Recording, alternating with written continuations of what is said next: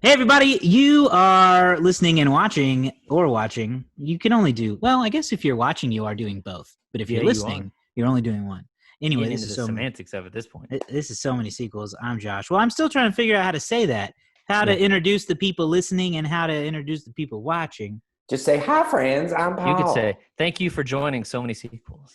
Thank you for joining so many sequels currently in progress. Exactly. I'm Josh. I'm Andrew. I'm Garrett. And I'm freezing. Was that a different order? No. It was a little bit. Yeah, for our audio listeners, I will note that David is wearing a rather large coat right now. Why are you wearing it? I'll tell you what. In his home. Because we're going to Antarctica for this movie. Oh, my God. And it's very cold. I'm freezing. You know, the snow melted from my beard after I came back in. But to be really method with it, you guys know me. I watched this movie outside where it's like 40 degrees. Not as cold as obviously the filming for this movie. Right. Of course you But did. wanted to see if I could, if I could see my breath while they were seeing theirs. It was interesting. Well, I am going to take this off though because it's hot.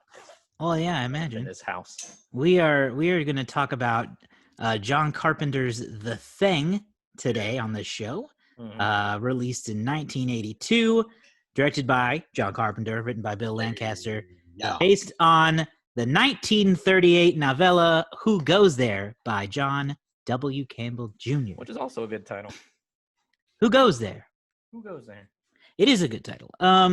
So this movie is one of those cult classics, basically. One of those movies that wasn't necessarily massive at the time, but has since gained quite a large following. It was I lost my word.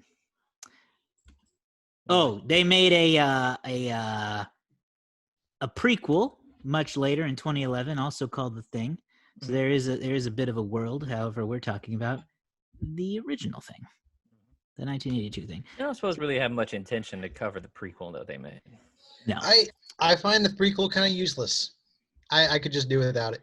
I'll be real. Not to go on a large tangent, but I largely find prequels to be kind of useless. Yes. Yeah, I mean, unless they're telling a really unique perspective that leads into Right. it, which doesn't really happen often enough, I feel like. And really, those could be classified more as spin-offs usually. Right. But, yeah, I mean, the prequel apparently tells the story of what begins this Man named movie, Brady. which is a Norwegian group of scientists that are down the road from the Americans at this particular hut. Have had an encounter of some sort, and we open the movie with a guy chasing a dog, shooting at it with a sniper rifle from a helicopter. Yeah, we've got we've got Kurt Russell in this movie. We've got Wilford Brimley in this movie. Mm-hmm.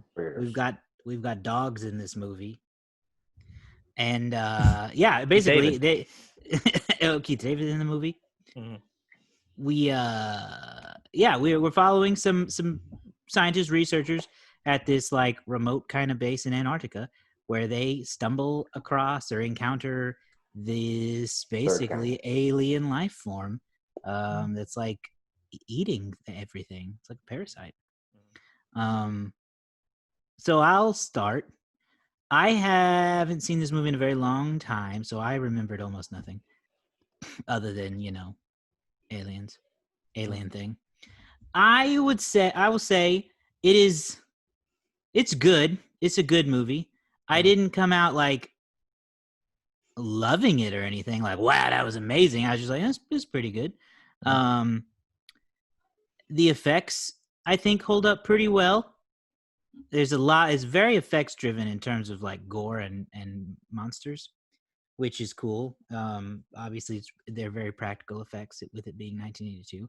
I commented out loud multiple times, this movie is gross. And it is very gross. I did not like, and I don't like gross movies a lot, so I kind of looked away in those moments. Because there's something different to me between the grossness of like this alien creature and the grossness of like standard gore. I can handle gore a little better than creepy monster alien bug tentacles. Blah. I don't like it. I was going to ask you about like the thumb cutting, like whenever they were testing everybody's blood. Yeah. Like, yeah. Because I know that you don't like blood. I I have wanted to quite know what the you thought aversion about to blood. I don't like it. I don't like anything with blood. Then Okay. that's my story, and I'm sticking to it. that. Okay. So beyond that, I don't feel like I have a lot to say in my little breakdown of the movie. I enjoyed it. It's got cool effects. It's creepy, not necessarily scary, but it's very creepy, and it has kind of a mysterious air to it that is fun. So I think it definitely fits Halloween, and I liked it well enough. So David, you're next. Yeah, this was another one of my movies that I put on the wheel, and Yeah. I went with it because I knew that there were some gorier elements. I knew it was kind of like suspense driven and kind of scary, but not. I assumed much like Identity that it was going to be more of like a less conventional pick for a Halloween. And, it doesn't really fit much with Halloween being set in the snow, but it is definitely driven by some scares. That said, Josh, like you, I really enjoyed myself. I enjoyed the movie. I thought the plot was really good. I didn't necessarily walk away like loving everything about it. I do have some detractions, but overall, I can see why many people regard this as a wildly foundational film for them. It has a really great ambiance, great setting. And I think if you're looking for a way to structure a story, it's very good at doing that. I do think that with the exception of two characters, it's a little weak in the character development or even characterization department. All the characters aside from Kurt Russell and Wilford Brimley don't really have much to define them. I had a hard time remembering who any of them really were, what their jobs were, what their roles were within the building. That said, the effects of the creature, the thing, were incredibly grotesque and awesome. It was kind of a thing of like, wow, that's amazing that they did that, and also, wow, that's really disgusting. I think that like John Carpenter's Halloween, this movie is so original for its time that it has been one-upped several times since. So there was an element of like, I'm watching something that inspired a lot, and so it doesn't seem as special. When I watched the first Halloween for the first time, I was like, oh, this isn't actually as scary as I kind of feared.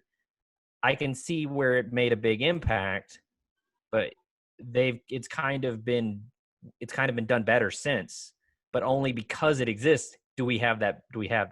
I've seen this story parodied and redone several times, sometimes in really cool, innovative ways.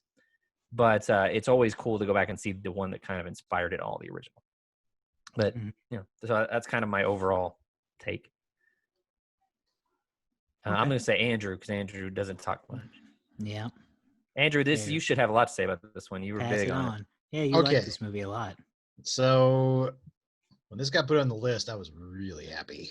Yeah. Because I have loved The Thing now for about 10 years or so. And I just, what I love about it is, for one, you cannot shake my love for John Carpenter. I think that man is innovative. And I think that man is a supreme influence, and I love his work. The Thing for me is like, it's like one of those movies that just, it takes you kind of by surprise almost as to how good it is. Like, cause you look at it on the outside, on the video cover, it doesn't look like, it doesn't look like a deep horror thriller.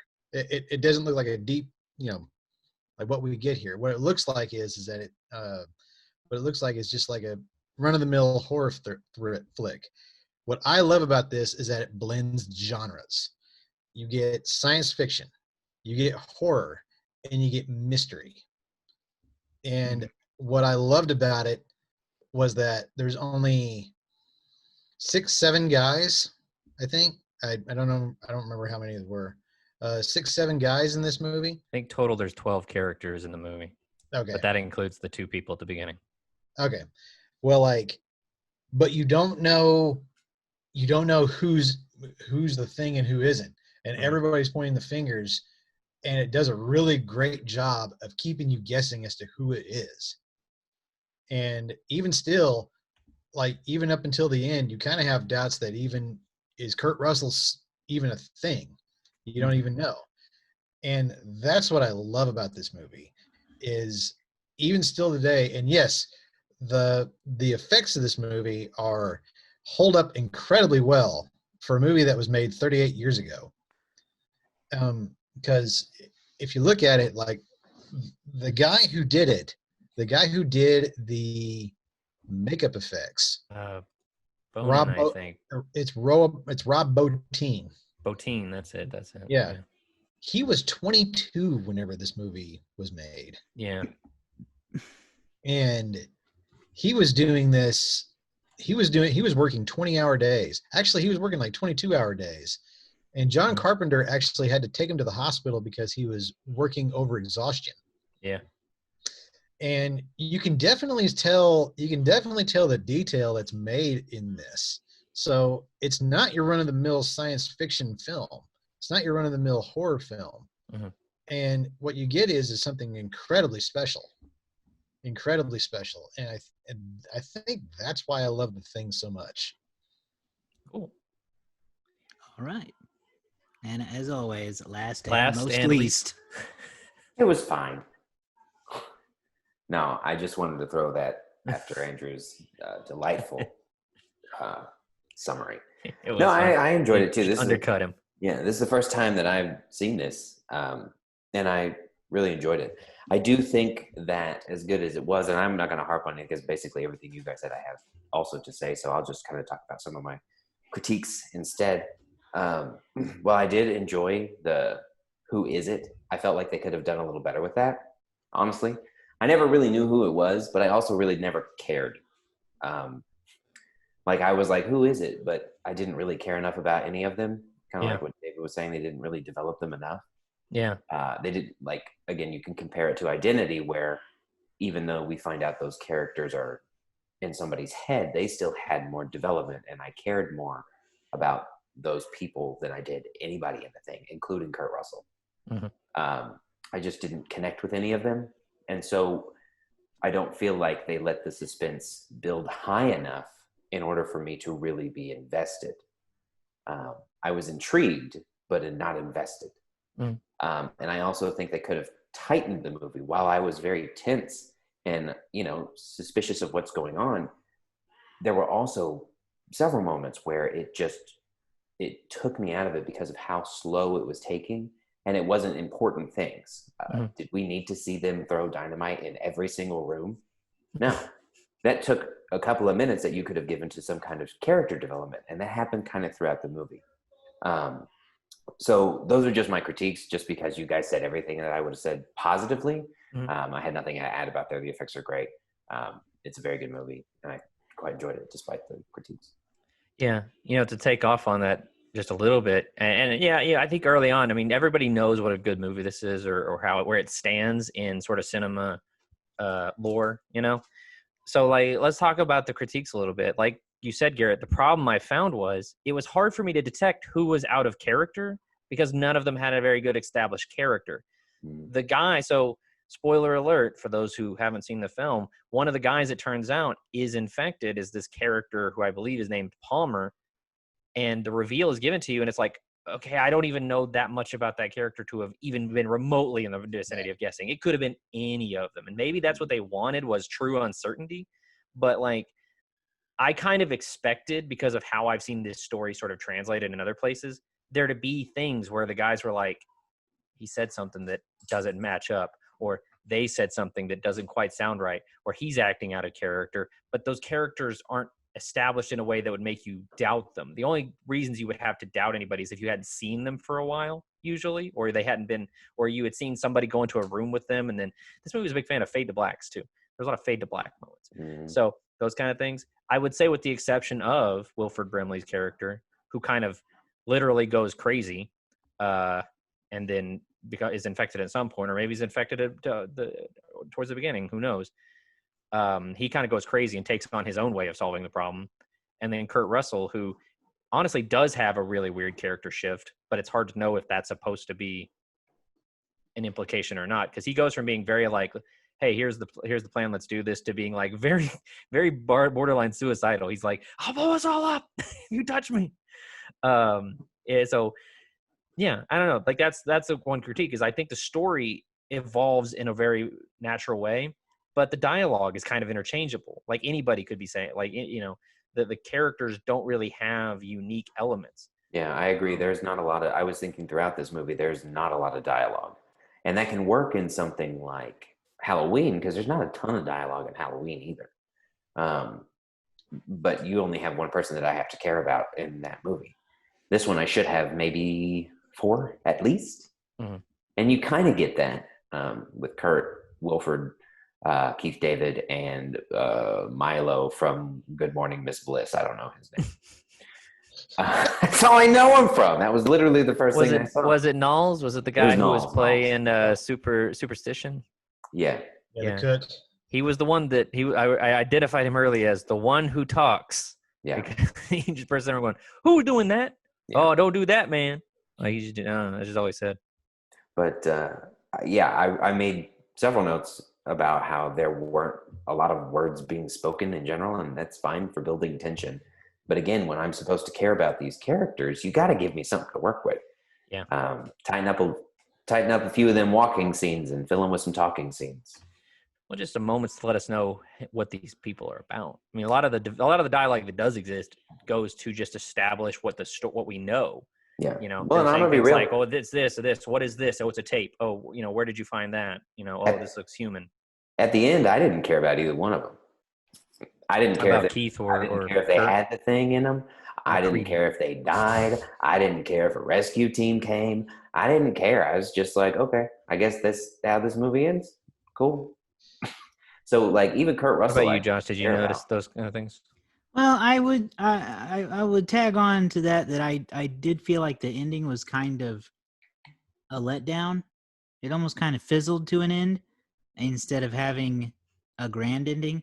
And like, I think they kind of shot for that by having the massive explosion kind of end it in a way, but it still just felt unsatisfactory to me.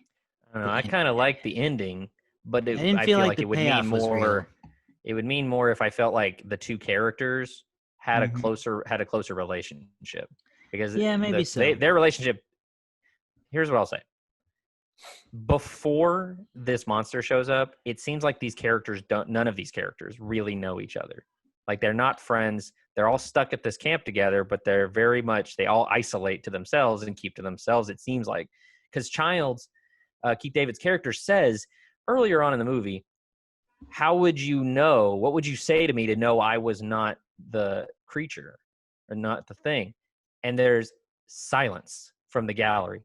Nobody has anything that they could say or that they could ask him that would let them know that he's not a monster, that he's not the monster. And it was just like, wow, really? Nobody has like, hey child, what's the name of your wife? Or hey child, what did we talk about last, Tuesday? Something that maybe couldn't be faked. I was like, so these characters don't really have much that they seem, and as evidenced by the rest of the movie, they just isolate further from each other. Everybody becomes suspicious of the other. And so they just like hide away in their own rooms. It doesn't bring them closer together trying to stop this monster. It makes them all more suspicious of each other. Yeah. So, I mean, that's an interesting point. It's interesting to me to draw some of these base parallels between this movie and the movie we covered last week, Identity, which are both stories. And this is not a unique storytelling system, but we've got these group of characters, and one of them is a bad guy, and nobody knows who it is. And in this case, it's because there's like a parasite controlling them, which is just, I don't know. It's a very unique way to do that whole murder mystery type of story. I know. Without it being the standard, like, Clue affair. Yeah. Right. Yeah, and Andrew, what were you going to say about the ending? Oh, go ahead. What I was going to say about the ending was this: is that what the ending was it was a bleak ending. I'll give it that. I'll agree to that. But also the ending, there is a little bit of mystery to the ending, because the thing is at the ending. The thing is, The thing is that like it kind of keeps you guessing as to who it is. Yeah. Yeah, but I didn't care who it was. Ambiguity. Right. I didn't care. It was a bad guessing game. I wouldn't have played. But like the thing is that, I mean, it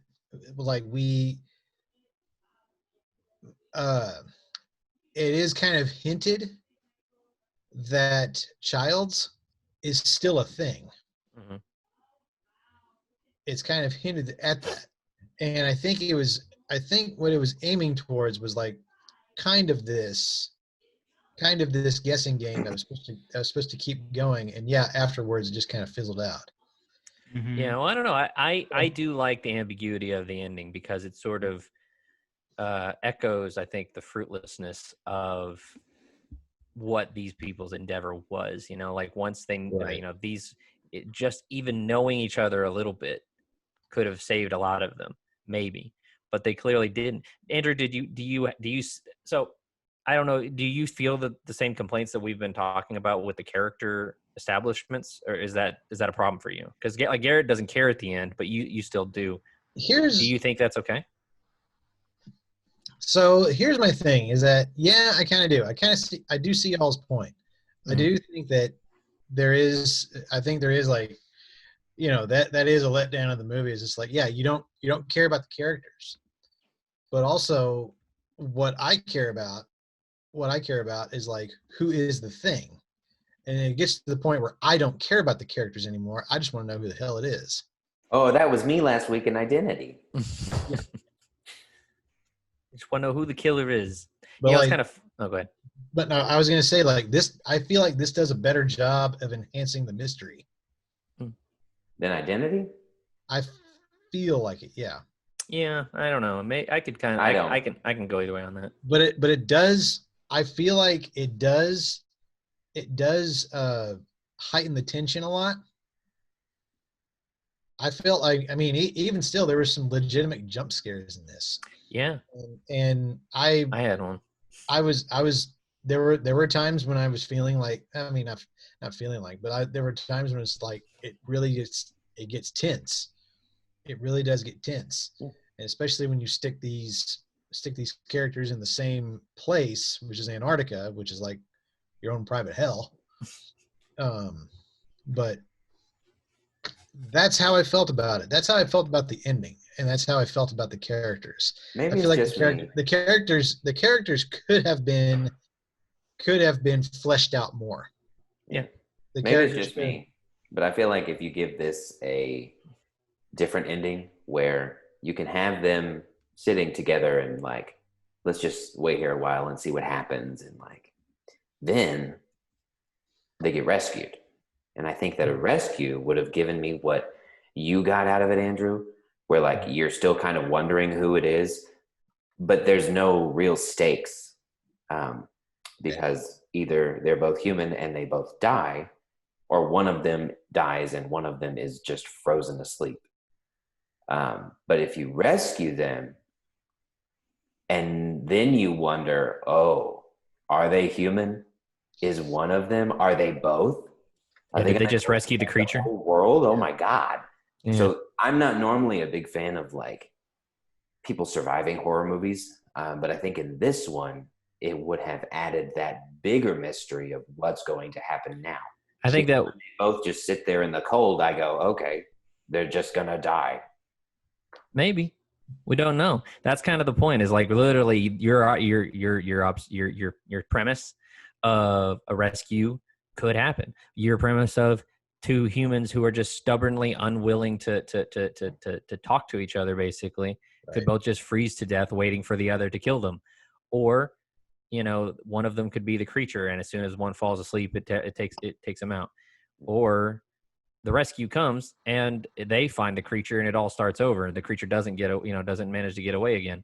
who knows? Like you're the rescue ending. If we watch that happening, I feel like more intentionally feels like it's set up for a sequel.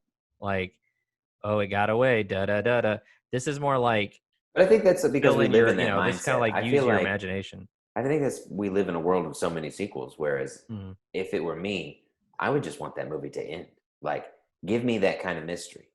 Yeah, I don't do. know. This is not a great example, but like the original Cabin Fever, it ends with you see Ryder Strong with his infected hand in the water, and you think that it's just over, but then you see that that water is being bottled and sold, and so now this possibly infected water is going out throughout the thing. Now I know they made a sequel of that, but again, that's how I just think that those kinds of movies should end, with that bigger mystery of what's going to happen.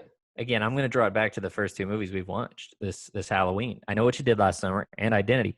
Both of them had, hey, here's the actual ending, FU endings, and we didn't like them in either situation.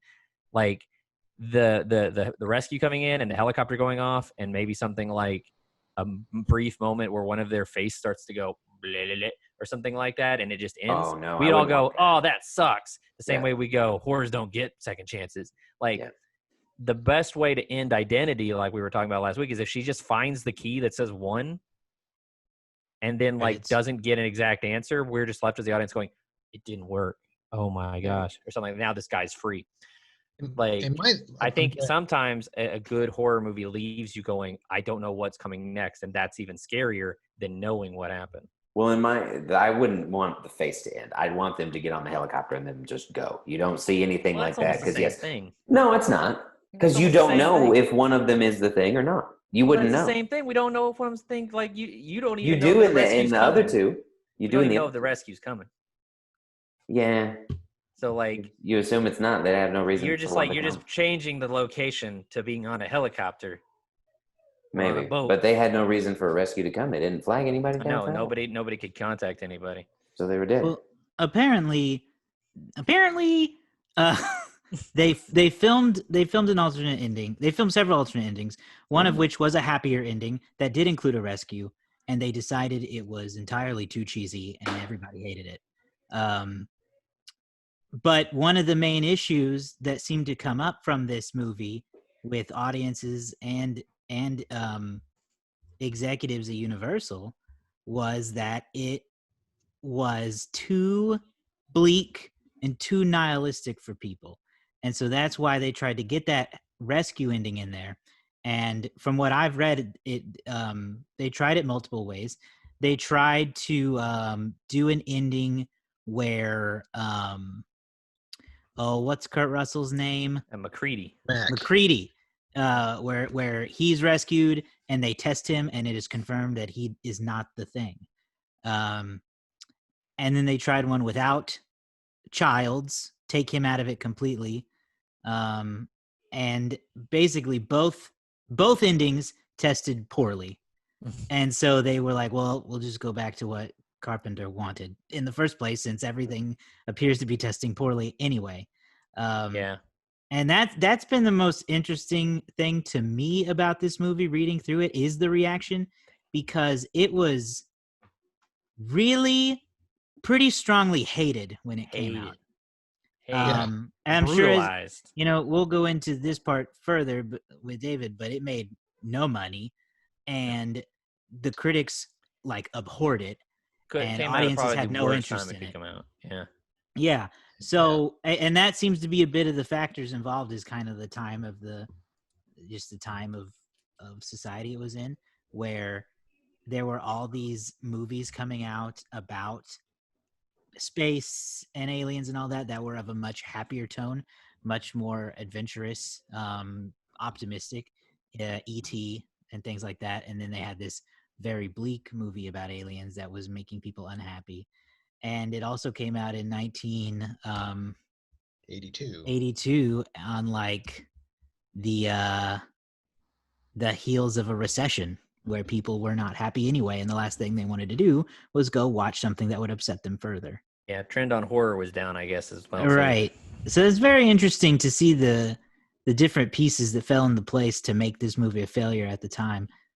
despite the fact that it would live on well beyond its initial release. Yeah, in home video and on TV release, which apparently Right. the TV made for TV version, not made for TV, but re-edited for TV version was very disliked by John Carpenter. Well, you know, what director would like the TV edit of their movie? Yeah. Well, apparently they added a lot too. They added like But he they had ended up- narration added to it. well, so John Carpenter had a multi-picture deal with Universal, and this movie did so bad they fired him. Yeah, they bought him out of his contract. They bought him out of his contract and fired him from an upcoming Stephen King adaptation. Wow. Let's talk about some positives if you guys want. So what did you think about the creature design? Because I actually thought this was really cool. Which one? There were so many. I mean, That's what I mean. you saw so many different versions, and they were all more just grotesque and nasty than the next one. I know it kind of kept it sort of like a real mystery as to what this thing actually looks like. I thought all the effects looked great. Yeah, absolutely. Yeah. Um, I love the idea from the. So I watched the making of for this movie in addition to the movie, and the designer that. Oh, Andrew, is he gone? that's okay. Yeah, He'll we'll be keep back. going. We'll keep going. Botine, I think it is, or Botit. He said that he came up with this idea of, hey, this alien creature has supposedly, you know, gone around, and that's its thing, is that it can imitate anything and recreate anything. So why not make it look like anything? Like make it look like all the creatures it's ever come across. And he had all these really crazy ideas. There's some sketch art of like these huge versions of other creatures coming after them. So like they're never looking for the same thing twice. Obviously some of that got scaled down to some other things, but I love the idea of the movie starting off with it being a dog. Mm-hmm. Like honestly didn't expect that when the movie first started. I was like, why are they trying to shoot this dog? What mean guys? They're just hunting dogs. But it became very clear to me once the guy was like really fervently trying to kill it. Like, oh, that's so cool. Like it's such an unassuming a form for it to take. And the scene in which all the dogs get attacked was kind of hard to watch in ways, but I thought fairly effective at like, okay, can't even trust the dogs in this movie. This thing can really be anything. So I thought that was really cool, and I thought all the effects were gross and cool. John Carpenter said that he got a lot of faith in the movie when he saw the little when he saw the shot of the head growing spider legs. Didn't like He was that. he was like, that's what I want, because he said that up until then, and even with his own movie Halloween, he kind of thought that a lot of horror movies or a lot of monster movies were just guys in suits, and he thought that was really he just thought it's just so not that scary when you really like when you're watching it the second time, or when you really think about it, it's just like, oh, it's just a guy in a suit. He goes, even Alien. He goes, Alien, as cool as that design was, at a certain point it stands up and you're like, oh, it's a guy in a suit. So he really loved the idea that like this thing could be severed in half and then become new creatures, you know, that look totally unlike a person. So I think that was really cool. Yeah, I agree, especially when you got to that last one and you had the dog coming out the head over here and the human face and whatever else was going on with him or her or it or whatever. It really was just nasty. And that first thing that you see with the split head, or it wasn't a split head, it was a grown head, literally a split head. It was just nasty, and they just really built on it each time. Yeah. You know, I had always seen the head falling back scene, Like dripping off. Yeah. That's the one thing that even though it's fine, I have no issues with it. I thought it was kind of silly that no one saw this damn head just tonguing its way out of there. Yeah. Like, well, I mean, it was just like, and it was weird, and like nobody saw that. Yeah. Where you guys looking? Yeah, and they barely saw the spider head. So, like, as cool as it is, and I don't have a problem with it, that was the one part. I was surprised that they saw it. I was surprised they saw it. They like turn around, they're like, and it's just standing there. Yeah, it was like he was like out the door, and he goes, "Are y'all really gonna let me go?" Yeah, he's like there was y'all can kill me if you want. And there's a nice little homage to the spider head in It Chapter 2. I know. Yeah. That was the first thing I thought of. I was like, that's where they got that from. That's cool. What they got down. Yeah, that was very. But yeah, so Andrew, we were talking about the creature designs and creature effects. Yeah. But Was there any creature moment that stood out to you as particularly spooky or well done? Yeah, I will say that there were two. The first one was the dog. Yeah. And the reason why I like the dog so much is because that's the first time you actually see it. Yeah. That's the first time you actually see the thing. And what like it's given special detail because like it's given special detail on the dog thing because the dog thing so one of the things that it had that I remember seeing was when just before it got torched, like it opened up and there was this it looked like a flower coming out.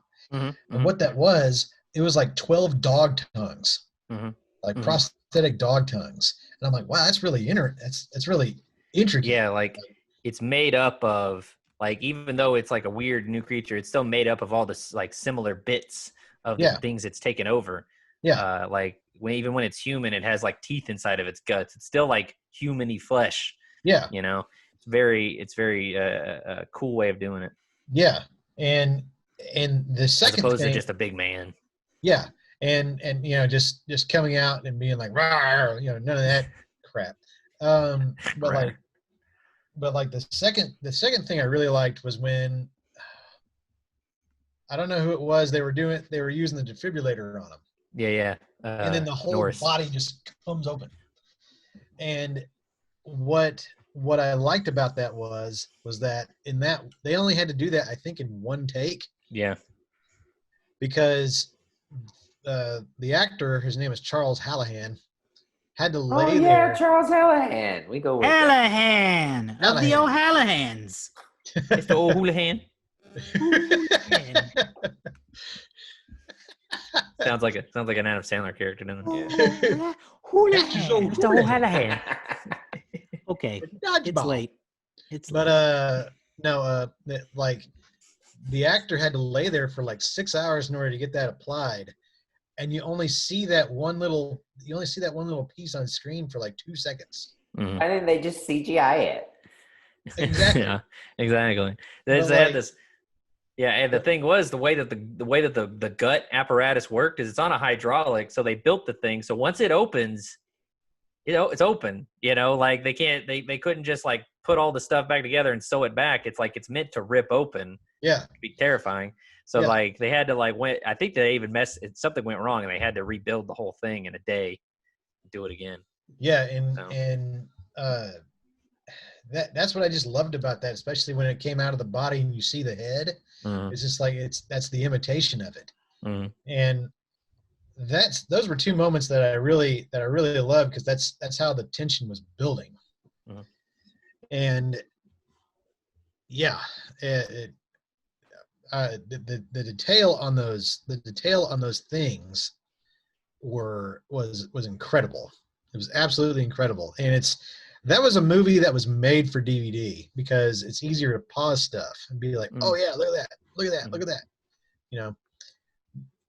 And it's had a lot of DVD re-releases. So it was just recently re-released on Blu-ray a couple of years ago, for the Shout series, and it's had several. I own the collector's edition DVD a long time ago, and it has a ton of special features on it. If you can, to anybody who's listening to this, if you get a hold of the DVD or Blu-ray, all you have to do is turn the commentary on with John Carpenter and Kurt Russell. It is worth that alone. Because you can actually listen to the whole thing apparently on YouTube. So if you want to, if you don't have the DVD, you can just do what I did and play it on Amazon Prime and then turn the commentary on. I did not do that, but I bought it. I bought it on Amazon, but I didn't listen to the commentary yet. Oh, okay. Well, but I think it would be interesting because it is very much, even though it's a studio film, if you will, right.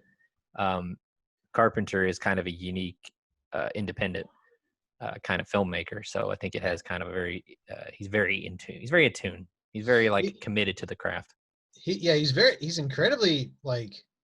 very committed to it, as well as informative about what he about what he does. Like you're right. He does take his craft incredibly seriously.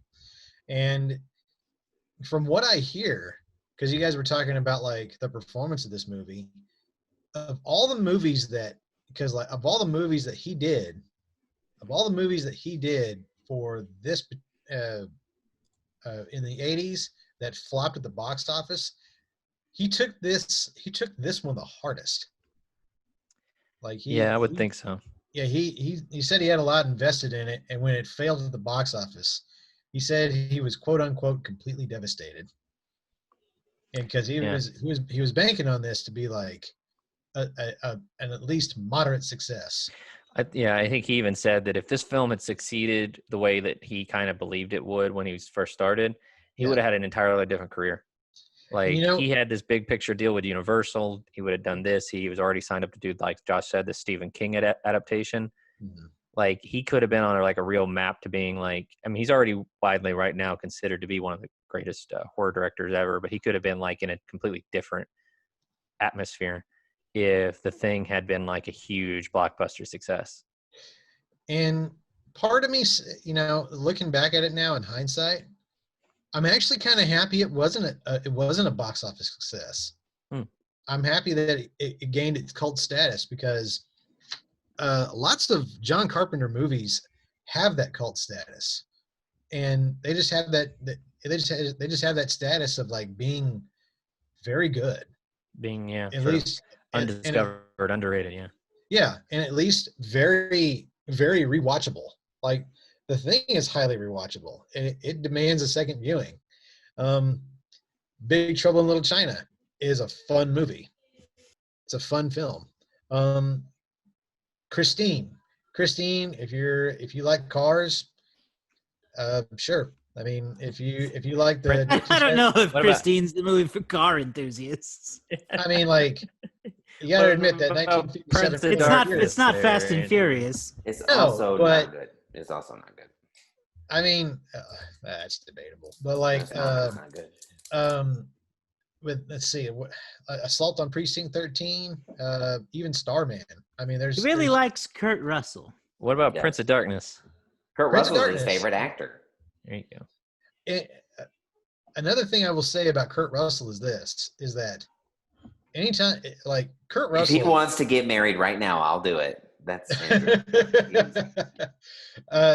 Russell is a fun guy to listen to. Oh yeah. He really is a fun guy to listen to. That's a guy who really enjoys watching his own movies. That's such a weird compliment to give him. No. Well, like, guy really enjoys watching himself. Well, I mean, like, he loves like reminiscing about the old stories, and if you hear him, it just sounds like he has a good time. Yeah, so, he probably does. Yeah. I'd have a great time if I was Kurt Russell too. If you'd like, you can go back and listen to other times we have reviewed Kurt Russell movies, including The Christmas Chronicles and Guardians of the Galaxy Volume 2. Yeah.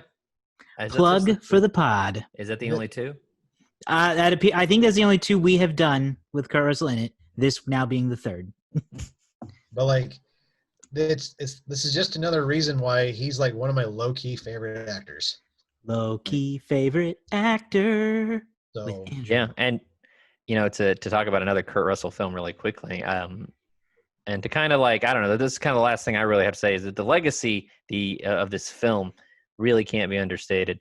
There is a wealth of creators that cite this movie as something that inspired them, cite this movie as something that kind of pushed them into this field. From Quentin Tarantino, who kind of says that he refers to The Hateful Eight as being the movie he says is most inspired by The Thing for him. That's what I was going to say. Which is another Kurt Russell film. J.J. Abrams, Neil Blomkamp, who is Stephen DeKnight, I think, who just he was big on he was the showrunner for Daredevil. He had Bad Times at the El Royale. Like, the list goes on, and I think even Edgar Wright talks about how this movie was a big inspiration for him. He thinks it's one of the scariest movies he ever watched as a kid. So it's really kind of amazing that, like, you can't go by box office reviews or box office stats all the time, and you can't go by what the movie's critic review is at the time. some movies are really just made for a different time, and I think this movie was ahead of its time when it came out. And maybe it wasn't perfect for 1982, but maybe a few years later, this movie would have been exactly what everybody wanted to see. To just kind of piggyback off of that a little bit, there's another movie that came out that very same day that also had cult status, and that is Blade Runner. Yeah, Blade Runner. Also mostly underperformed, but became a cult classic, which we'll get to Blade Runner soon. One day. All right, well, unless we have anything to add about the movie itself, I think we can move on to the box office stats. Oh, absolutely. I'm pretty satisfied with what we've discussed. I think so. The movie is Le Gross, but good. The movie is really good. It has some. We all have individual issues, but I don't know if it really drags the star rating down by that much. No, I doubt it. I don't think so for me. So, to move on to the box office stats, it's everybody's favorite part of the show.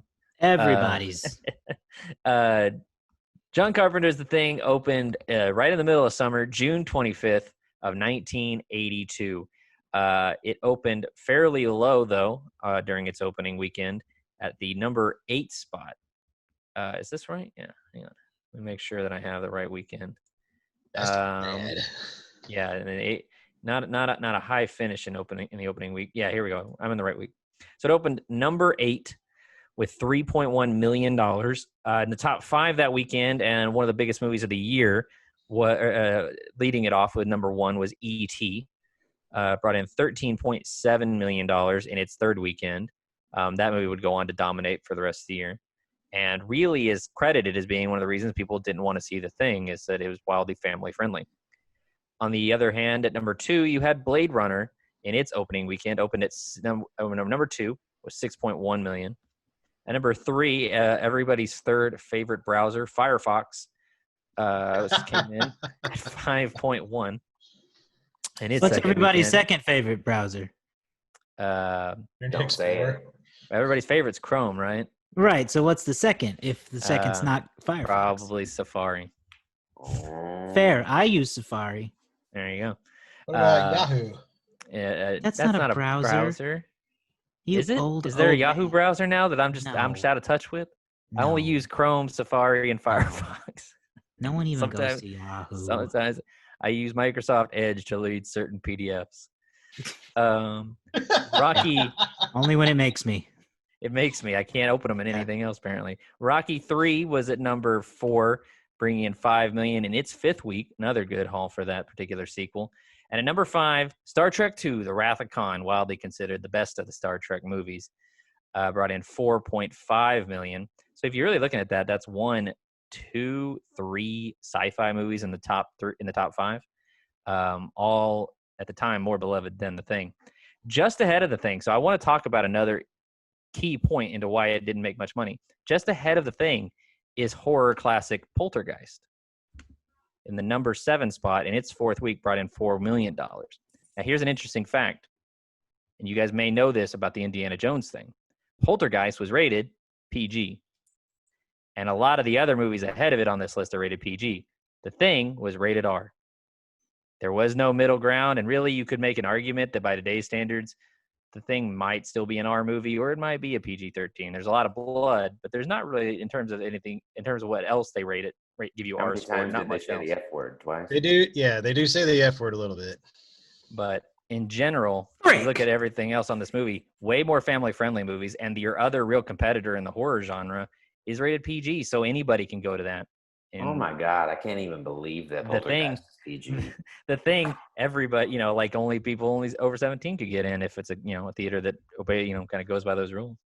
But so a lot of going against it. There was a lot of other good sci-fi movies or good alien movies out that weekend, and you're rated R. It's tough.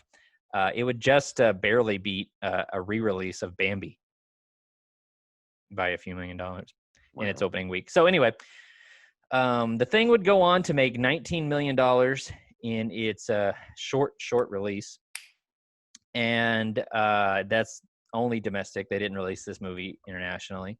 It finished number 43 for the year of 1982. Actually, let me reset this. It finished Hang on. Sorry, I have my computer is moving a little slow for me. It happens. Sorry, it finished number 42, just above a movie called Death Trap, and just behind my favorite year. The top 5 movies for the year 1982 were E.T., Tootsie, An Officer and a Gentleman, Rocky III, and Who Doesn't Love Porky's? That is, so your highest original concept is E.T., highest sequel of the year, Rocky III. Andrew, by chance, do you know the Oscar winner for 1982? Give me a second. The best picture winner. Let him think about it. I think. Kick it around in that head of yours.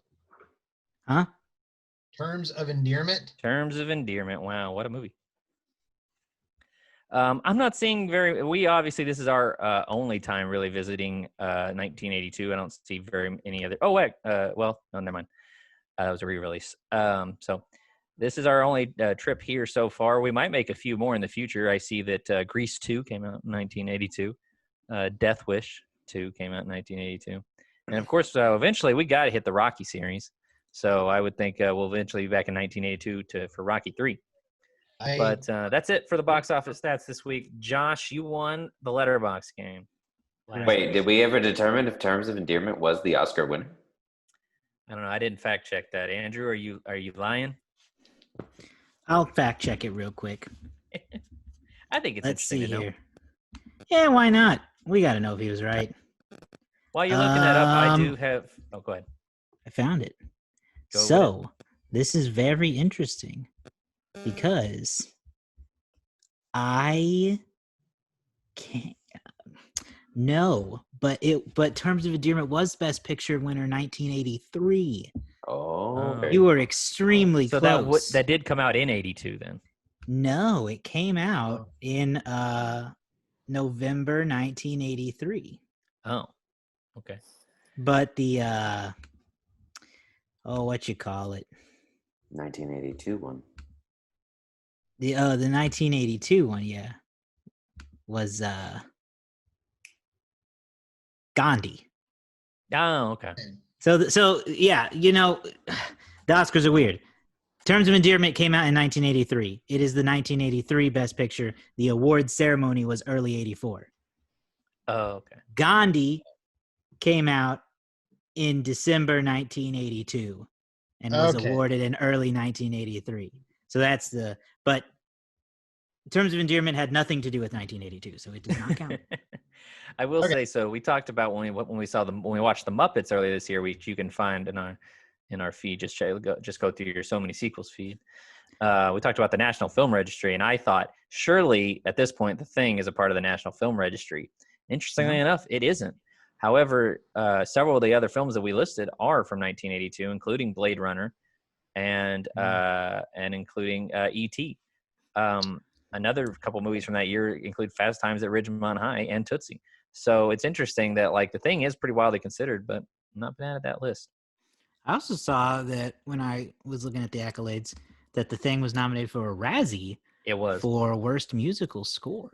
Which I think. Andrew, did you want to talk about the musician or the person who scored it? You love him so much. Yeah, it's Ennio Morricone. Yeah, Ennio Morricone. It's a me.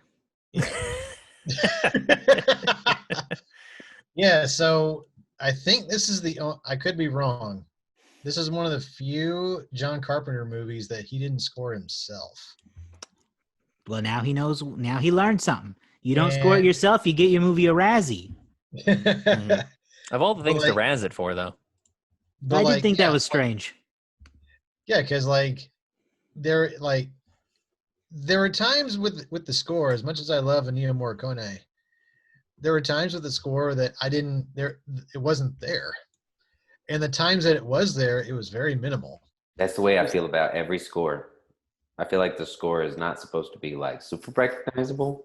I think it's supposed to help set the mood and set the tone, but you're not really supposed to notice it in the movie. To me, that's a good score. Unless it's meant to be there, but most of them is just background. Sure. And this one in particular, all it was just like someone just strumming a bass guitar. It was just like boom, boom, boom, boom. Like that was the score. And it's very Oh wow, menacing. this guy like just died Yeah, he died like this year. in July. Yeah. And Wow. interestingly enough, he has scored, I think, at least 90 movies. Wow. And he didn't win his first Oscar until like 3 or 4 years ago for The Hateful Eight. Oh, well, there you go. Oops. I don't feel these prolific composers who scored so many movies. I don't know how by like movie 10 they're not just like making the same songs, Yeah. and like trying to get away with it. Like it's different. Yeah, but I will Music say No, is this different. sounds just like the last movie you made. Yeah. You're like, Different. hey, well, how did Moonraker go? Oh, yeah. How did Goldfinger go? Oh, these are the same song. They're doing the same thing with these James Bond songs. Dun, dun, dun. there is a sort of like a motif that he did use, and you could definitely tell that it was there in some of his movies. This was a score that I think was like, I didn't even know that it was. I mean, that if they had not shown that it was a Ennio Morricone score, I wouldn't have noticed. And I think maybe that's good, but Maybe. at the same time, Yep. it's kind of forgettable. Yep. All That's right. just me. Well, That's just me. let's All right. go to the letterboxd game. That's it. Who would like to guess first what I would like to letterboxd guess first. community has rated the thing? Okay, David, you have your first guess. What would you like to guess? I will say, I think it's going to be really high. I'm going to say,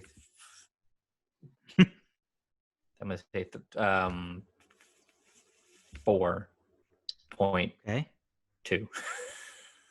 This time, Garrett goes second because he always goes third and goes, "Oh man!"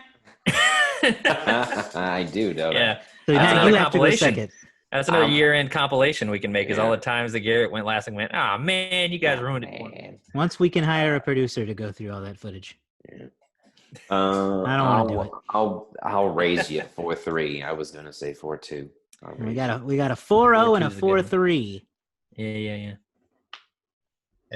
As much as I want to give this a higher rating than both of you guys, I do want to say a 4.1. Okay. Wow, this is gonna be down to the wire here.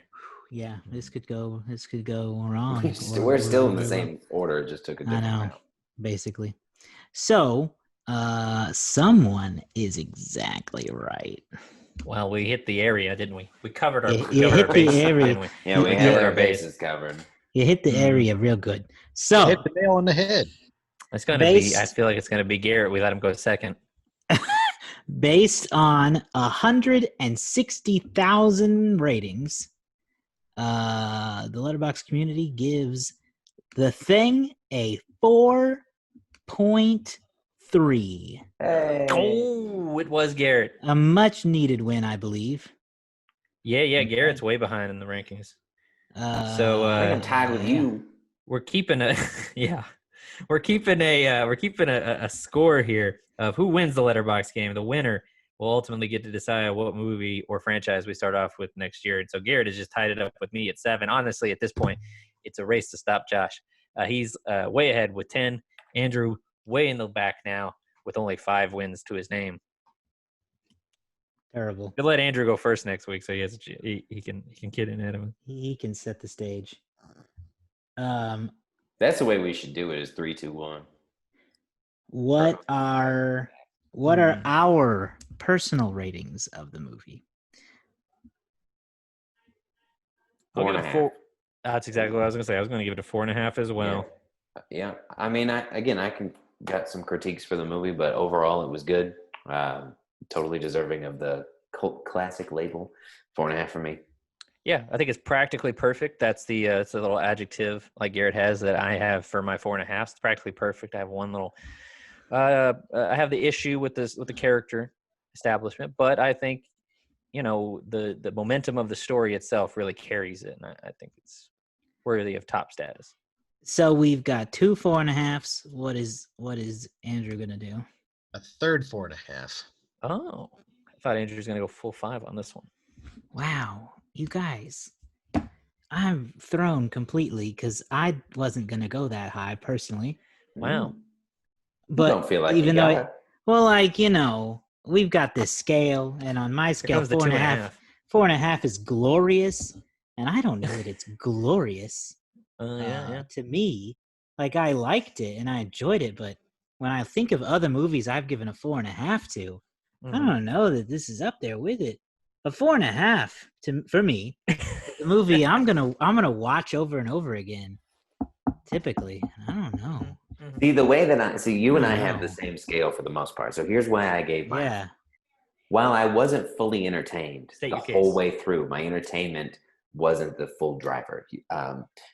For this particular movie, because of what it is, that is whenever I get to incorporate more like, okay, we're getting into the artsy category. Like this is a classic and it's on a different than just entertainment basis. So I look at the effects. I pay more attention to that. I look at, I give it a little status. I'll be real. If it's got a good baseline and it holds up to what the hype has been, gets a little bump from me.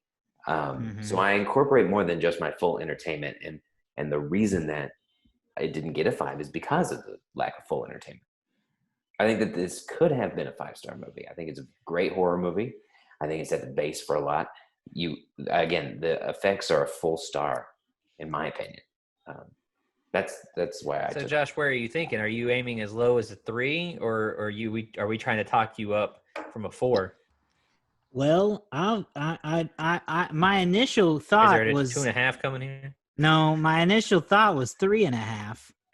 Hmm. And I'm trying to look now at other movies I have given a 3.5, other movies I have given a 4.5, and comparing them. And I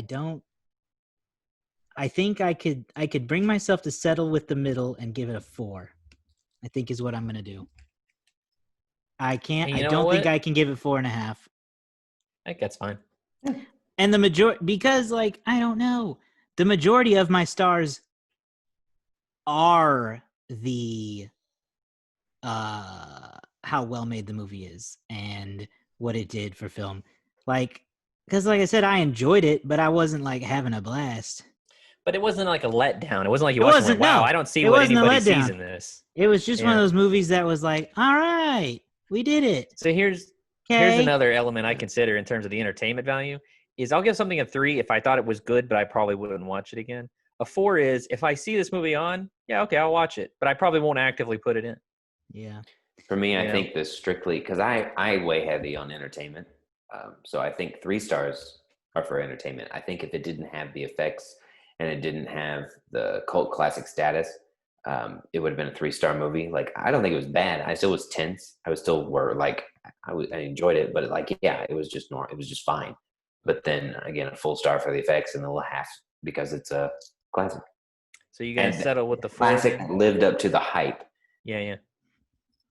I'm going to settle with a 4. Upon looking at other films I have rated a 4, I feel as though it fits within those movies. Yeah, I can't wait to, after this is over, check out Josh's letterbox and go through his 4-star ratings. It's going to be a lot of fun. Now, be careful. Because some things aren't going to make sense. But, Yeah. this Some movie, things will never change. I also gave 4 stars to Do the Right Thing. But I also gave 4 stars to The Lovebirds. So yeah. But different reasoning. But for different reasons. Sometimes there's weird there are things you weave through. There are movies that kind of might be a 3.5-star movie, but something about it just stood out more. Exactly. I was trying to scroll through it real quick and see if I have any other horror movies. I gave It a 4-star. I gave Host 4 stars. I gave a movie called Don't Breathe 4 stars. Yeah, Don't Breathe. So I feel like this is fair. However, my some of these I need to revisit. The Babadook, I gave that 4 stars. Unfortunately, or fortunately, however the audience feels, my 4 wasn't enough to bring it down too much, and our average is a 4.375, meaning I'm gonna have to bump it up to a 4.5. Which I mean, hey, for the most part, that means that as an aggregate, we are about the same as Letterboxd. yeah, I actually like looking at it, doing this on the desktop site a little better because I can see that 19% of the ratings are 4.5. So I we think fit that's. in- I mean, hey, I think we it's fit in a with good company. 19%. Is that the highest percentage? No, the highest percentage is actually 5 stars. 36% of viewers gave it a 5-star rating. Okay, I think we're in fine company. Then we're in the upper half. Yeah, So we agree All with right. what's 19 and 36 together. a lot. A lot. We're in the top 50%. Yeah. Exactly. All right. Well, that is John Carpenter's The Thing. What do you have? We gotta spin the wheel. Oh, yeah. I thought you were going to get something. Yeah. No. So we're doing Halloween, if you haven't heard, this month. So Yeah. this is going to be, we're spinning this wheel of Halloween movies. We've been spinning it all month. It has 2 choices from each of us. We've already done both of David's choices. David's out. No more David. No more David movies. We did one of, which was great. I had this whole scare. I was really afraid. I was scared of things, and luckily I got out of it with only like 2 real scares in this movie, and no real scares in Identity except for the car crash scene. Right. But So- you know, the moment where he's holding the blood and it just goes out of the thing. We haven't Legitimately crap my pants. we haven't talked about yet if we want to try to do anything special, but if we don't do anything special, this could be the last spin of the wheel For the year? of Halloween. Oh, yeah. There's only I one don't more know. week I of still Halloween. think- If we want to I still do think that more, could we can. hammer But a couple I'm out. just saying we've not talked about that. So Yeah. if we don't do it, this could be it. I think we should. But I agree. I would like to do a few more and Yeah. maybe throw out some bonus episodes if we Yeah. can make it happen. I would like to do a double feature. Yeah, I think we absolutely could do more of these. Oh, So Many Sequels double feature. That's a cool idea. All right. Well, looks like we've got Sleepy Hollow still on that list. Yep. Color Out of Space. Yep, that's The Josh's. Exorcist. Yeah, that's Garrett's. The Frighteners. Yes. Frighteners. And The Conjuring. Yep. So, am I ever going to get a movie in the game? Man, personally, I hope not. Andrew hasn't had a movie out get picked either. Personally, I kind of hope not too. Mine are both Well, very let's- scary. let's Yeah, go but Andrews Sleepy aren't Hollow. scary. No, He they're picked not. a- That's he- why I'm hoping for Andrews.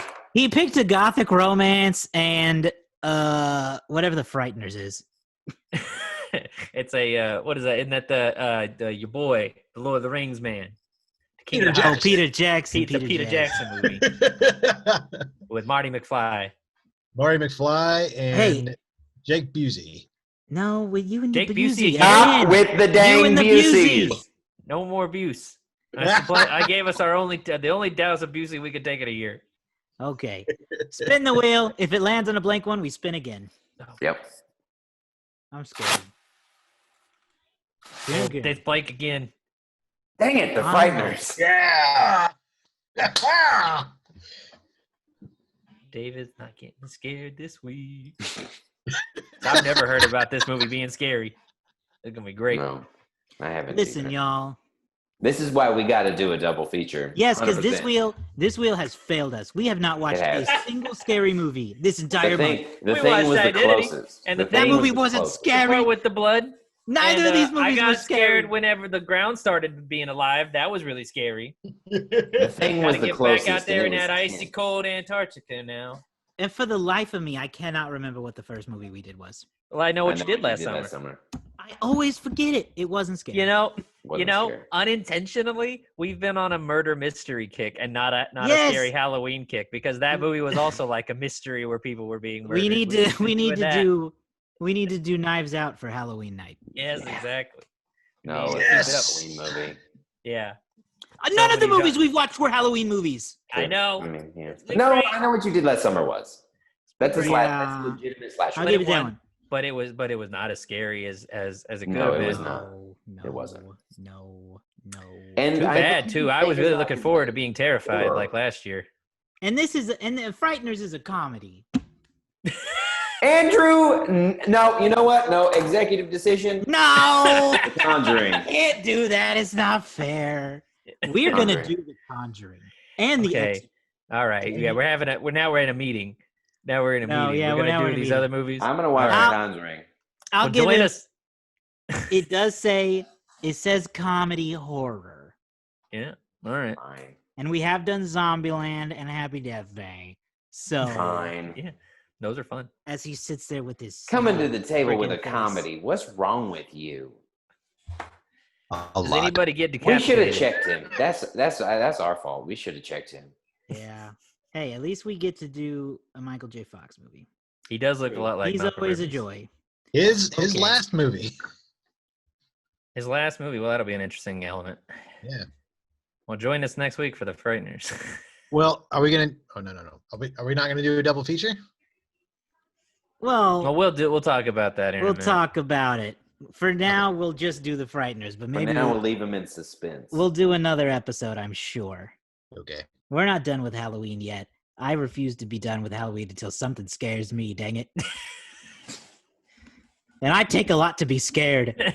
Yeah, you do. Unfortunately, I have a sick... I take very little to be scared. Yeah.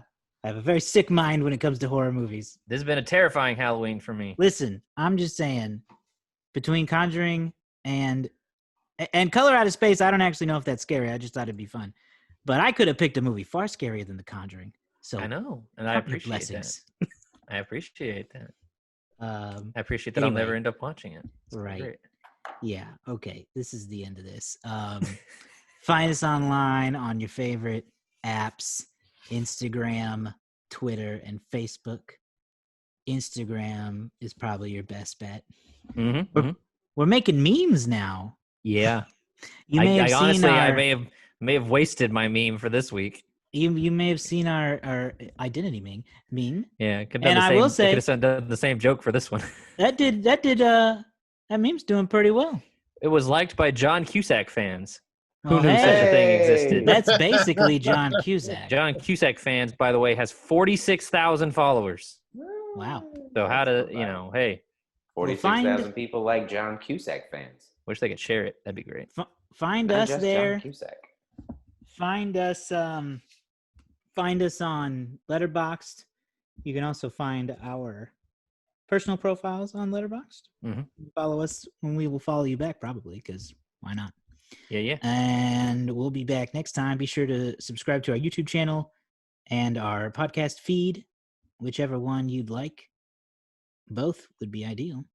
And we'll see you guys next time with The Frighteners, the great comedy horror film from known comedy horror director Peter Jackson, starring known horror actor Michael J. Fox. Bye. Guess we'll just wait and see what happens. Yeah.